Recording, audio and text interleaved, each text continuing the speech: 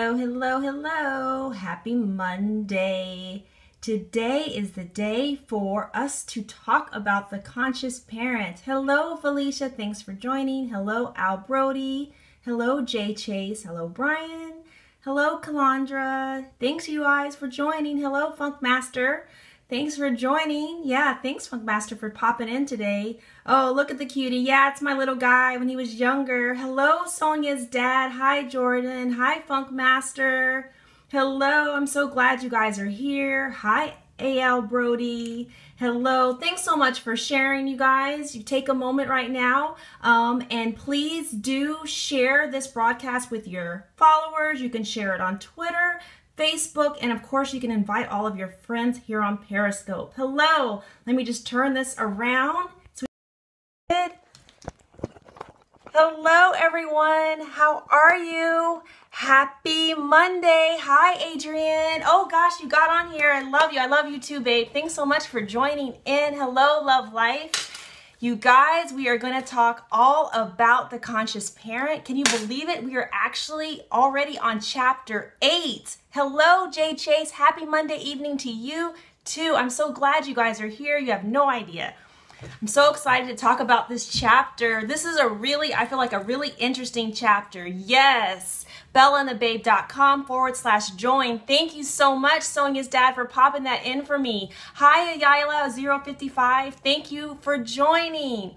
So for those of you that don't know me, hello, my name is Brooke-Sidney. My handle's Carmel Bella, but my company is BellaandTheBabe.com, and it's all about empowering authentic motherhood. And one of the things that I have decided to do for my followers and my clients and my friends is really host this Conscious Parent Book Club. And if you're interested in diving in any deeper, please feel free to join my mama community on Facebook. It's a free group where we talk all about the conscious parent. We talk about that and other mama things and share resources. So I'd love for you, if this is something that resonates with you, I would love for you to double tap the screen, and you can give hearts. I'd love for you to do that if something that I'm saying resonates with you, if you like it, or if it makes you say, because I will admit from the outset that not everything that's in the book is everything that I agree with. Hi, my company is your new Global Skin. Great, I'm so glad that you're here. Thank you so much for coming in. So yes, like if there is something that makes sense to you or even makes you pause and say, I would love for you to double tap the screens and give hearts. And again, you guys, if this is something that you know, you have other mom friends, grandparents even. Sonia's dad says, I'm not a mom, but I'm a dad. I love it. I love it when we have dads on here. It's great. All parents can learn from it. Grandparents, godparents. And the amazing thing about this book is that it really is about the individual adult. It's really about us as parents growing ourselves so that we can become better parents. So any adults are welcome. So this is the book, in case you're wondering. Thanks so much, Jay Chase. This is the book, The Conscious Parent. It's written by Dr. Shefali Sabari. She was featured on Oprah. Oprah actually recommended this book to all people. Oprah read it, and she's not a parent, even though she does have the, like the orphanage and so forth, but she has loved this book. So today we are talking all about chapter 8, which is entitled From Center Stage to Supporting Cast. Like basically the parents playing a more background role in our children's life. Yes, the conscious parent. And so I really want to get you all's input today. I'm really hoping that you pop in with lots of comments and even questions, because I think this chapter is really one of the chapters that makes us start to say, how much do we agree? Hi, Admired Red Rose. So glad you're here. Thank you so much for joining. I love when you pop in. So let's see. I think I have 6 points today. I have 6 points about this chapter. This is the chapter where we're talking all about really the school years. Felicia says I'm on chapter 4. Woo woo! You're doing a great job at catching up, Felicia. Yes, so this chapter, we're talking all about the school years. So last week, we talked about infants and toddler years and what are the spiritual lessons we could learn from those years. And now we are jumping, right on into the school age years. And so the first thing that I want to talk about, and we'll see what you guys think, but I really feel like where do you get the book? You can actually get the book from me. You can go to my store. I have a store, Mama Faves, bit.ly/Mama Faves. Very easy. bit.ly, Mama Faves. And under my motherhood section, you will see actually the first book is The Conscious Parent, and you can order it through my Amazon store. I'd love it if you guys got it from me. Hi, Audacious Life. Thank you for joining. So the first part is all about, I titled this section, The Early School Years, and this is when we see basically how deep is the bond, how much are we sowing the seed. Hi, Audacious Life. I'm so happy that you joined. So this is the period of time, you guys, when our children are small, when they first go off to like school. So like kindergarten, first grade, they're learning a lot of information. They can be completely overwhelmed by all this information. So you'll see them going through periods of regression, like trying to get away from us, but then they'll also be clingy. They're going to want to reject us to hang out with friends. There's a lot of back and forth for them as they learn, you know, their little place as they start to grow. Thank you guys so much for the hearts. They're even temperamental and moody. Like this is, their little bodies are having to learn so much stuff at this stage in their life. And so I think this is the time when we really start to see the type of connection that we have sown with our children. That's why I decided to call this section, How Much Have We Sown the Seed with Our Child? How much of a connection have we created with our kids? And it's also a time for them. Thanks so much for the hearts, guys. It's also a time of experimentation and fear, right? They're being exposed to so many things. Thank you all for that are continuing to join. And they're also thirsty for connection. So it's really critical that we have provided that connection for them before they actually start this stage, and that we continue to provide that connection for them. So this is a stage in which we really want to pour into our children's life and into their behavior in very profound ways. We want to continue to show them all of the virtues that we want them to exhibit. You know, we want them to be compassionate. We want them to be generous. Thanks, you guys, for joining. And thank you, Sonia's dad, for inviting followers. We want them to be empathetic. We want them to be aware. We want them to have all these different loving traits that we want them to embody. And even in their early school years, we can still sow those seeds. Like in the infant and toddler stages, we're sowing those seeds. We are planting those morals and values and all the virtues that we want them to have, but we can still do that as they are in these early school years. But it's very interesting. The second point that I want to kind of see what you guys are thinking is that Dr. Shefali says, as we start to get into the early school years, are you okay with a background role?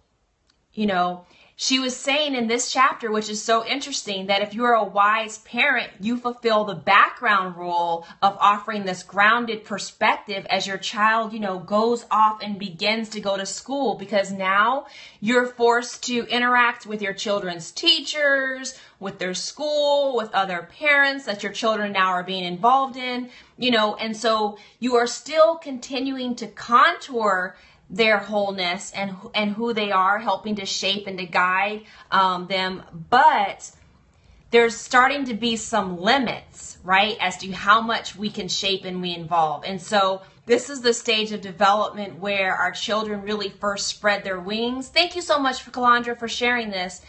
But we want to, as parents, this is probably the spiritual lesson in it for us, we want to make sure that we don't clip their wings as a result of any biases that we might have or any needs that we have that are independent of really shaping our children to be the best that they are. Hi, Candace. Thank you so much for joining. So I think that it's really interesting that this is the first point where we are kind of taking a little bit of a backward role. And my whole questions as I've read this book is, thank you so much, Sonia's dad, for popping my website up. I'd love for people to join the community. This is the time when, you know, hey, hi, Novarim. This is the time when we are really starting to kind of step back a little bit. And I think, oh, I love Terry. Thank you so much for jumping on. This is the point when we are starting to have a level of limits and starting to seek a little bit of balance of how much we are like in the foreground. You know, now she's saying we're supposed to step more into the background. So I think that's interesting, right, you guys? What do you think? I mean, I think it's definitely a balance in terms of how much we step into the background, especially when, you know, our children are going off into, you know, new schools, new places. But this is kind of the balance and the spiritual lesson that she's offering at this stage. And I'd love to know what you guys think. Please feel free to pop in. I'd love to hear your comments. Don't feel like you have to hold them till the end. Feel free to put them in the comment box. I'd love to know what you guys are thinking. So then the third point, and this is as we step into the middle school years. Now, you guys, I know you all remember middle school. Middle school is when hormones started going crazy. You know, we weren't mentally and psychologically prepared for what was going on with our bodies. This is the time when like cliques, you know, there was cliques and all that kids saying, yes, this is the time when like we were really starting to try to fit in, right? We were, you know, we're in this tremendous transition from being a child, really like a little kid, to starting to try to be a big kid, right? Like I remember at that age just wanting to be a big kid, like just wanting to be cool. Like we were the little cousins, my brother and I, so we just really wanted to be like the big cousins. So yes, Novi says trying to figure out who we are. Exactly. Terry says hated it. Yes. Candace says worst years of my life. Exactly. Most people did not like middle school. Adrian says cliques and mean girls, sadly. Exactly. That's exactly it. Middle schools are often painful times for kids. So now as parents, we have to watch our children go through this stage. And in this part, Dr. Shefali says, we no longer can be the ever powerful parent, but must instead become an ever-present partner. You must instead think of yourself as a partner, and you need to have your children hold their hand, but without leading the way. Felicia says parents can be mean girls and boys too. Exactly. That's true too. That's very true. And now, you know, now we are all interacting in these same spaces because our children go to the same school. So yes, there's a lot to deal with. Terry says yes, yes. So I really think that it's interesting here where she starts having us think about shifting from this ever powerful parent to more of a partner. I don't know, you guys. I don't know. What do you think about this? Adrian says, oh my goodness, I don't know, right? Like now we are not necessarily leading all the way, but we are still holding their hand. Felicia says, I agree with that. I think I agree with it too. It's sometimes hard to think of it because our children still seem so young. Felicia says, I do this with my son now. Exactly.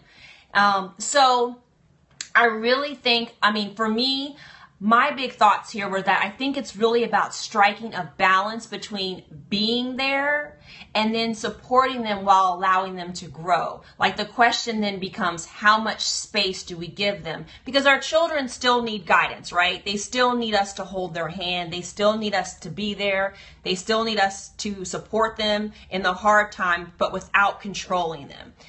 I don't try to dominate and control, but teach him at his level, not my understanding. Exactly. Adrian says, I agree. I think it's really about this balance, right? And it seems like that's what most of parenting is. It's about achieving some level of a balance. And I love it. Those of you that have preteens and teenagers, pop in. I'd love for you to share your experiences. But yeah, she was saying basically our task is really, when they are going through all these things, our task is to be the container, right? To be like the thing that can hold them, that can take in all their emotions and kind of take it, right? And allow them to, you know, go willy-nilly, up and down, back and forth. So they really still need us to be there and be present, you guys. Like that doesn't ever seem to stop. Thank you, Stilettos in the City and in Naturals. Inaya's Naturals. Thank you so much for joining. I love that you guys are here. So another key point that we want to think about in their middle school years is that it's essential that we don't try to fix their life. We are there, we are present, we try to understand what they're going through at this time, but we don't quote unquote try to fix it, right? This is the beginning of the time when they can start learning how to fix some of their own stuff. Oh, you're so pretty. Thank you. Thank you. Thank you so much. But you don't want to also, the other danger here in this stage is that we don't want to become so caught up in what's going on with our children that we then are unable to help them navigate, because now we have made it about us, because now we're upset about something. We've gotten into fights with other parents. As I think someone mentioned, dealing with other parents. So it really is about being secure, continuing to create connection, and agencies. You definitely want them to learn from their mistakes. Exactly. And our challenge as parents is that we want to run in and fix it. I know, we're like, oh, they're hurt, I want to make them feel better. Or, they are struggling with something, we want to make them not struggle. Terry says, I agree, it's not about us. Exactly. Totally, exactly. So you guys are on board. This is good. I was wondering what you guys would think, because I definitely know parents that feel like, nope, I am in control. I need to run a tight ship to keep my children in line. I need to make sure all of the checks, all the I's are dotted and the T's are crossed. Felicia says ego talking. Exactly. That's exactly it. It's another way of parenting. It's an authoritative way of parenting, but it's out there, and I definitely do have friends that feel that way. So it's interesting. I love that you guys are sharing, because it is a more new way of viewing our role as parents. So then the fourth thing is really also during this time is that we can help our children stay authentic to themselves and true to themselves, because you know what? This is the time, as we were talking about, where they're going to struggle. They're going to want to fit in. They're going to want to be in the clique. They're going to want to maybe even sell out a little bit of who they are. They may have entered as artists, and then all of a sudden it's not cool to be the kid over there, painting a picture or drawing something. Now there has to be, that's not cool anymore. So this is the time when we really need to help our children stay authentic to themselves and really fight that fitting in. That's so what the teen years are, though. It's all about forging your own identity and figuring out what that is. And we as parents need to hold the ground to help them maintain their truth. And I know it's really interesting. I think we have to resist that urge to buy them whatever is in cool, or do whatever it is at that moment to make sure that they're fitting in. So that's that's the fourth point, is really helping them stay true to themselves. Helping them remember their God-given identity, helping them stay true to that as they continue to go through this identity shaping time, right? As they continue to navigate all of these, pressures, right? And questions that they have. So then, okay, number 5, I don't want to keep you guys all day. Number 5 is the high school time. And this is really the time when they need unequivocal acceptance. Thanks, Monique. I'd love for you to catch the replay. I'm so glad you popped in. So number 5 is really about high school and the need to have unequivocal acceptance. And I really called this section, this is when we see what seeds we have sown, which is kind of scary, right? It's a little bit scary, because now we have the fruit. Solar Power, thank you for joining. Now we have the fruit in the high school years. Now we're seeing what seeds we have sown when they were infants, toddlers, preschoolers, early childhood, middle school, and now it's here they are. They're in their teen years, and I think that it can be very sobering, right? Because now we're actually seeing the children that doing things perhaps that we used to think, oh, that's what other people's kids do, right? Now potentially it's that, our kids are now maybe the ones that are throwing up in the bathroom because they was drinking. Or, now they are, Felicia, I just missed that, but now they are, sneaking out and doing the things that we don't want them to do, that we tried to plant the seeds that they would not do, right? I think it's very sobering that our early relationship with our children has everything to do with what is showing up in their teen years. Monk Master says, oh no, yes, I know, oh no is right? But we have to know that this difficult teenager didn't happen overnight. It didn't happen overnight. It's just it's never too late to start being a better parent. That's true. It's totally true. It's not. The teen years, it's not too late. It's a little bit more challenging because the teens at that stage can be more resistant. They're a little bit more wary. And because there has been time where perhaps maybe trust has been lost or connection hasn't been built as strongly. So sometimes that's what it's the result of. I love that she talks about in this chapter that when we are too strict, it's the teen years when we start to see them break free, right? Thanks so much for the hearts. When we're too permissive, this is when our children will start going wild. And if we were neglectful or absent to them, this is when they now may refuse to connect with us. And of course, it's never too late for healing. It's never too late for healing. Hi, Conchita. Thank you so much for joining. But it's a little bit harder since our teens get a little bit wary. You know, teens, they're suspect on everything, right? Like everything's whatever. It can be, right? Like if you haven't nurtured that relationship, it can be a little more challenging because of where they are developmentally and then also where you are by the relationship that you've created. I think communications is key, letting them trust you to talk to you when they face these situations. Exactly. So this is the stage where we really find out what are the fruits of what we have sown into our children, right? This is when we're reaping the fruits of our investment into our kids. If you are able to listen to their authentic needs and nurture their essence, nurture who they are, their God-given identity, right? You will be delighted by their ability to do the same. Thank you, Patricia, for joining. So, this is really a time for us to have trust and for us to have acceptance, right? This is the time they're getting cars. Oh my goodness. They're learning to drive. They're getting ready to go to college. All of these things are getting part-time jobs. They're falling in love. And you know what? They're getting dumped, right? This is what happens in this time. That's why they're going to need our unequivocal acceptance. That's why they're going to need it, you guys. That is our job. That's our spiritual lesson as a parent at this point, is to provide that for them. So then number 6, this is the last point, and I think it's really important, is that being controlling isn't the answer. Being controlling isn't the answer in the high school years, right?